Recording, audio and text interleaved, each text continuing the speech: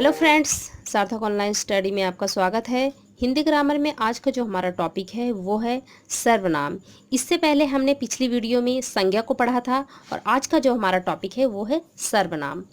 सर्वनाम का अर्थ क्या होता है सबसे पहले जानते हैं। सर्वनाम का अर्थ होता है सभी का नाम।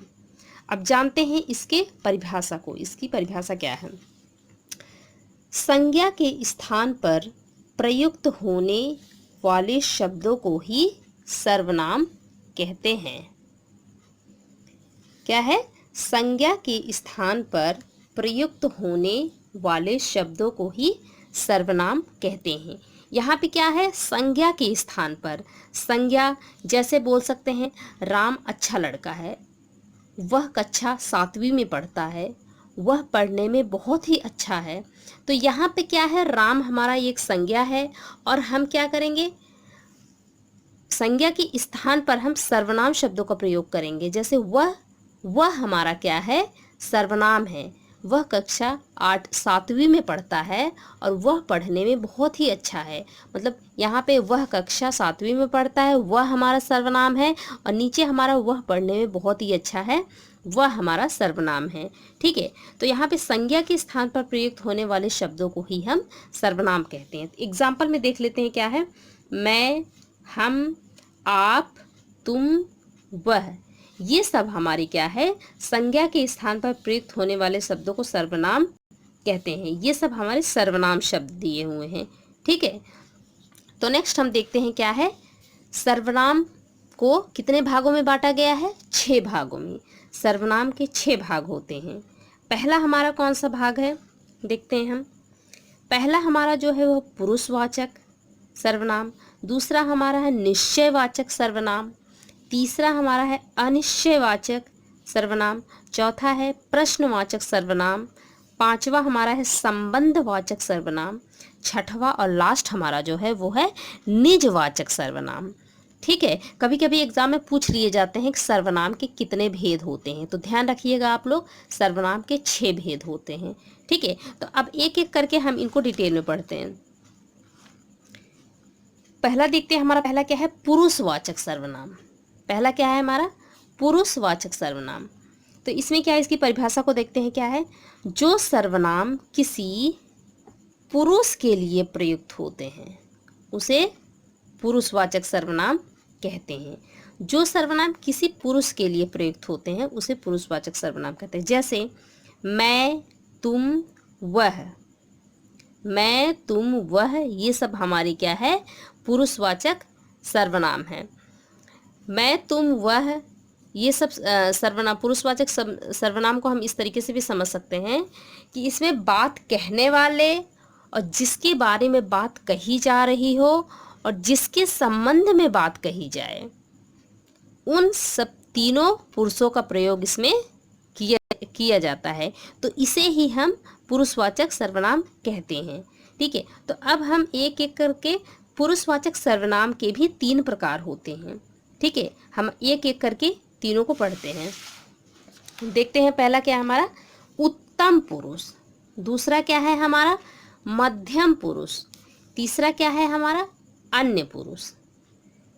ठीक है, अब उत्तम पुरुष के बारे में क्या कहा गया है देखते हैं। क्या होता है उत्तम पुरुष? उत्तम पुरुष बात कहने वाले को उत्तम पुरुष कहते हैं। बात कहने, जो बात कर रहा है, जो वक्ता अपनी बात को कह रहा है, उसे हम क्या कहेंगे? उत्तम पुरुष कहेंगे। जैसे मैं, हम, ये सब क्या है हमारे? उत्तम पुरुष, मतलब बात कहने वाले को उत्तम पुरुष कहते हैं। ठीक है, दूसरा हमारा क्या है? मध्यम पुरुष। मध्यम पुरुष किसे कहते हैं? जिससे बात कही जाए, मतलब एक वक्ता है जिससे अपनी बात को कह रहा है, वह हमारा हो जाएगा मध्यम पुरुष। जिससे बात कही जाए वह हमारा मध्यम पुरुष हो जाएगा।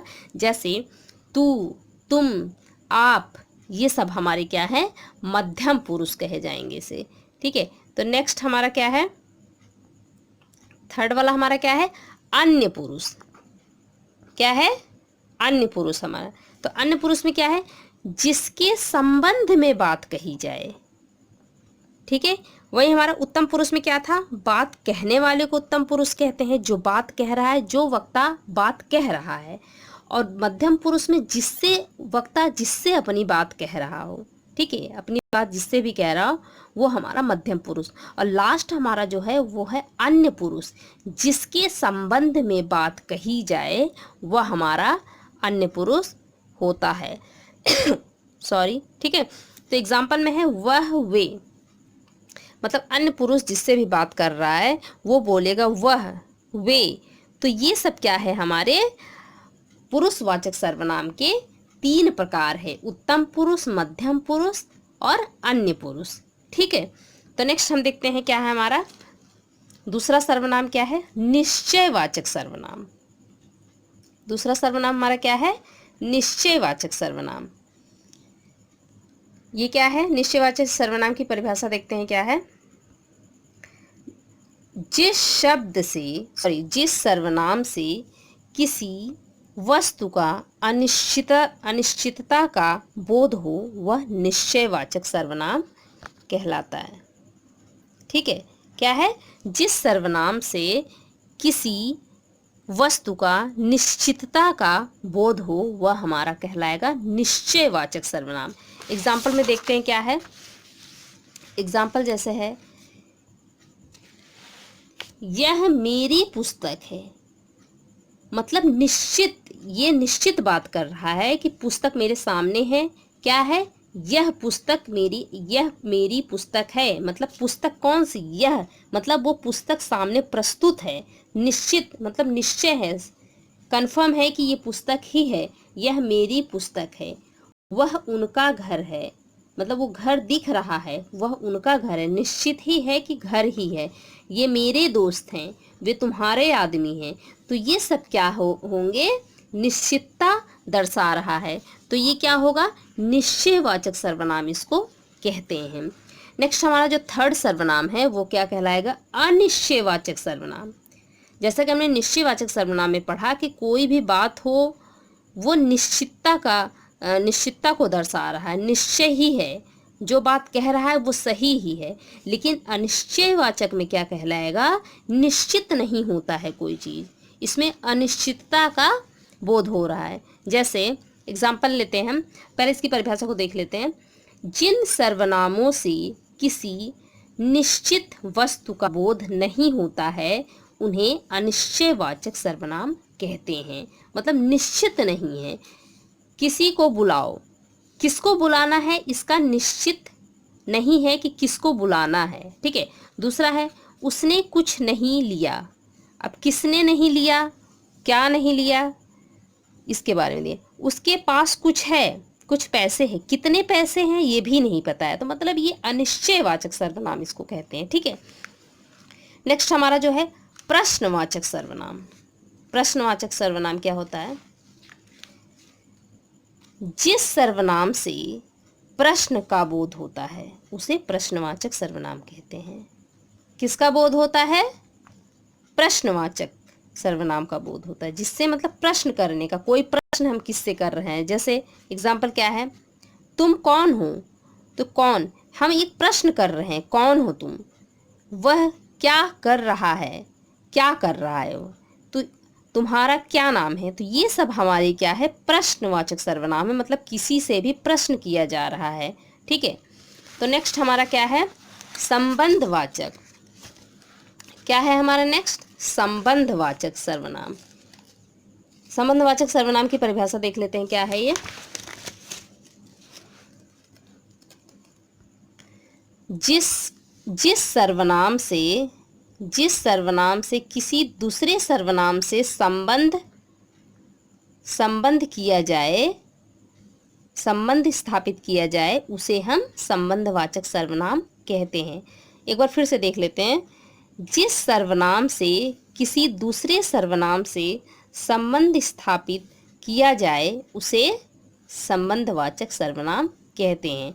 जैसे जो बोओगे सो काटोगे, जो सो का यहाँ पे संबंध हो रहा है, ठीक है, यहाँ पे संबंध बताया जा रहा है, जो सो, जो बोओगे सो काटोगे। उसके बाद नेक्स्ट क्या है हमारा, तुम जो चाहो करो, तुम जो मतलब यहाँ संबंध बताया जा रहा है, तुम जो चाहो। फिर नेक्स्ट क्या है हमारा, जैसी करनी वैसी भरनी, जैसी करनी वैसी भरनी। तो जैसी वैसी, तो इन दोनों का हमको क्या है, संबंध बता रहा है। तो इसे ही हम क्या बोलेंगे, संबंधवाचक सर्वनाम कहते हैं। ठीक है, आई होप आप लोग को समझ में आ रहा होगा। नेक्स्ट हमारा देखते हैं क्या है, निजवाचक। लास्ट हमारा जो है वो है निजवाचक सर्वनाम।